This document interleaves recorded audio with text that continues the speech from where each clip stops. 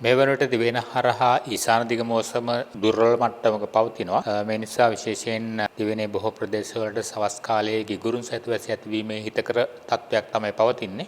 අද දිනේ ගත්තොත් අද දිනේදීත් දිවෙනේ මධ්‍යම සබරගමුව බස්නාහිර දකුණු සහ ඌව වගේ පළාත්වල සවස් කාලයේදීත් තැනින් තැන ගිගුරුන් සහිත වැසි ඇතිවීමේ හැකියාව පවතිනවා. විශේෂයෙන් සවස් දෙකෙන් පමණ පසුව බොහෝ ප්‍රදේශවල ගිගුරුන් සහිත වැසි අපේක්ෂා කරන්න පුළුවන්. ඒ වගේම විශේෂයෙන් මතක් කරන්න මේ පවතින ගිගුරුන් සහිත වැසි සමග ප්‍රබල අකුණු ඇතිවීමේ අවදානම තියෙන වගේම කෙටි කාලයක් තුල තද සුළං සහ තද වැසි අපේක්ෂා කරන්න පුළුවන්. ජනතාව මේ සම්බන්ධව විශේෂ අවධානයකින් කටයුතු කරන්න කියන මතක් කරන්න කැමැති. විශේෂයෙන් බස්නාහිර සබරගමුව සහ දකුණු පළාත්වල ඇතැම් ස්ථානවල මිලිමීටර් 50 ඉක්ම වූ තද වැසි අපේක්ෂා කිරීමේ හැකියාව අද දිනේදීත් පවතිනවා. Start your future after O levels. Join IIT.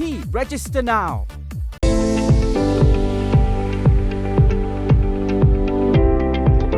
Sri Lanka Insurance Life. Like a father, like a mother. Turn your work experience into a British qualification. Boost your career with Kensley Graduate School.